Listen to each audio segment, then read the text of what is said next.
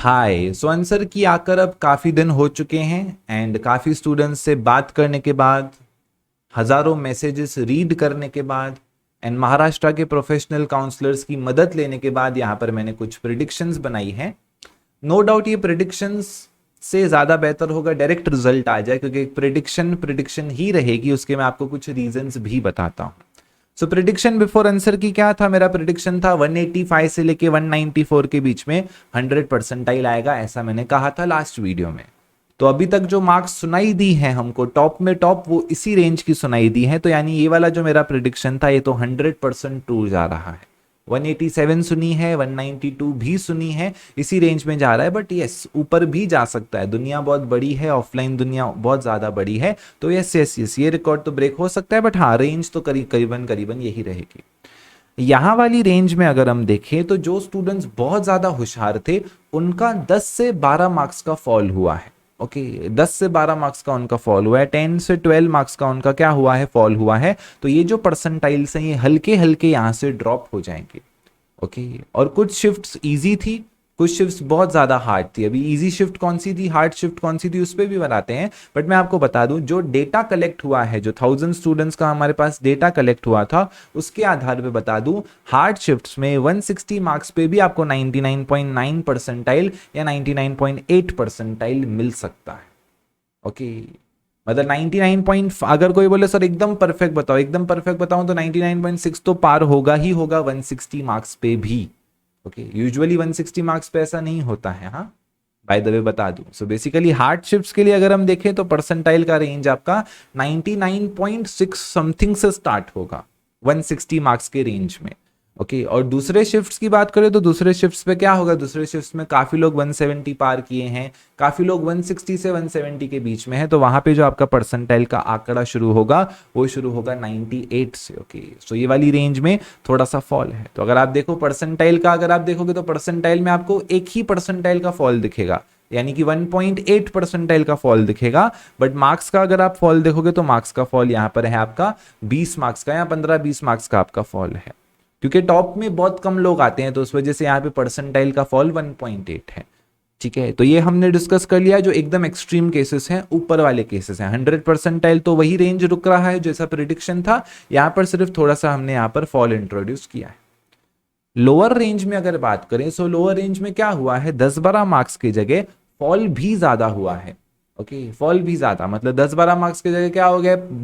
12 से 20 मार्क्स तक का फॉल हो गया। ओके, 12 से 20 मार्क्स। 100 आनी चाहिए थी सर, मेरा 80 आया। 120 आनी चाहिए थी सर, मेरा 100 आया। तो बेसिकली 12 मार्क्स एवरेज कंसीडर करके चलो तो ये रेंज में फॉल हुआ है, क्योंकि मैथ्स का पेपर हार्ड था, तो 2-2 मार्क के क्वेश्चन थे, तो उस वजह से क्वेश्चन ज्यादा गलत हुए तो मार्क्स डबल डबल डबल जाती गई। तो अगर वहां पे देखें तो हार्ड शिफ्ट्स में 70 मार्क्स पे 80-85 परसेंटाइल आ सकता है, जो कि कभी नहीं होता है।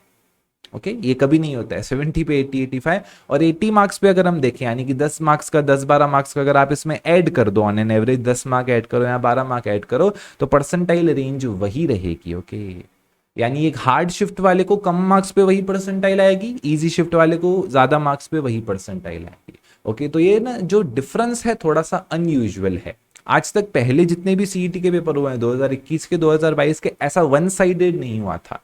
लास्ट वीडियो में अगर आप देखो मैंने सिंगल शीट रिलीज की थी, काफी कमेंट आ रही थी सर हार्ड शिफ्ट्स का क्या, क्योंकि वो ऐसा होता नहीं है, वो इसी रेंज में आ जाता है। बट इस साल अभी थोड़ा सा शिफ्ट अपने को देखने को मिला है, और सेम लॉजिक यहाँ पर भी, अगर आप 10-12 मार्क्स यहाँ पर ऐड भी कर देते हो तो भी वो सिचुएशन आपकी वैसी ही रहेगी।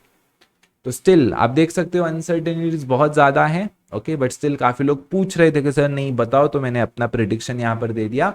अब बात करते हैं कौन सी शिफ्ट यहाँ पर डिफिकल्ट थी। चाहे डिफिकल्ट हो चाहे इजी हो, दुनिया की हर ये चीज रिलेटिव होती है, राइट? यही कहती है थियोरी ऑफ रिलेटिविटी।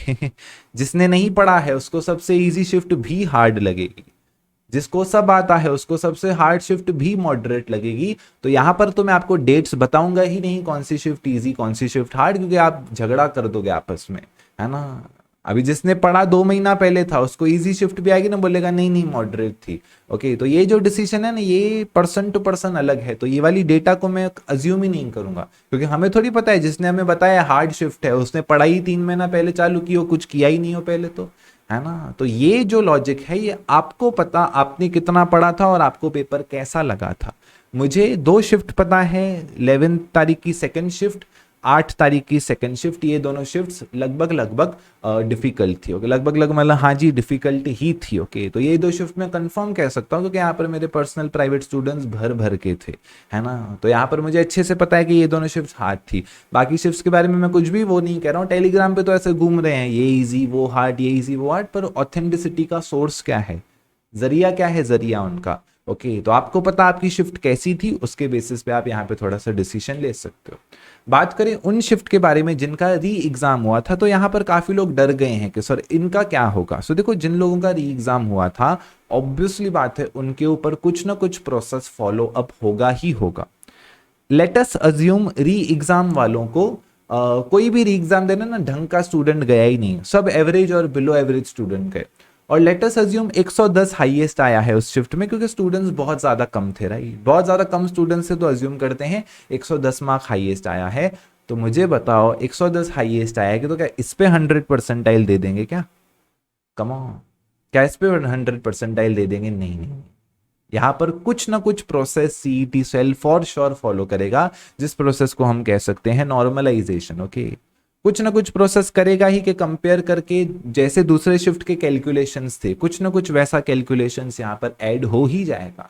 ओके, ये पॉसिबल ही नहीं है कि 110 पे 100 परसेंटाइल आ जाए, चलो भाई इसको सीओईपी में सीएस दे दो, महाराष्ट्र में डिक्लेयर कर दो 100 परसेंटाइल।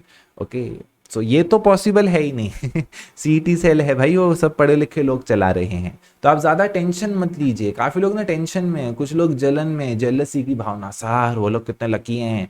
लकी नहीं है, कुछ भी हो सकता है, एक्सट्रीम हो सकता है तो बुरा एक्सट्रीम भी हो सकता है, पॉजिटिव एक्सट्रीम भी हो सकता है, बट ये पॉसिबल नहीं है ना सिचुएशन, है ना। ऐसा थोड़ी कुछ भी होगा डिसीजन, ऑब्वियसली सब पढ़े लिखे लोग चला रहे हैं, तो कुछ ना कुछ नॉर्मलाइजेशन, कुछ ना कुछ मैथमेटिकल टेक्निक वो लोग लगा देंगे, टेंशन मत लो। चलिए, so that was all for this video, see you in the next video. Engineering counselling series हमारी वापस स्टार्ट हो चुकी है। अब तक आपने नहीं देखे हैं पिछले लेक्चर्स तो प्लीज देखते जाओ, एंड यही वीडियोस कंटिन्यू होंगी till your engineering exams. Wish you engineering colleges जब तक शुरू होते हैं, विश यू द बेस्ट।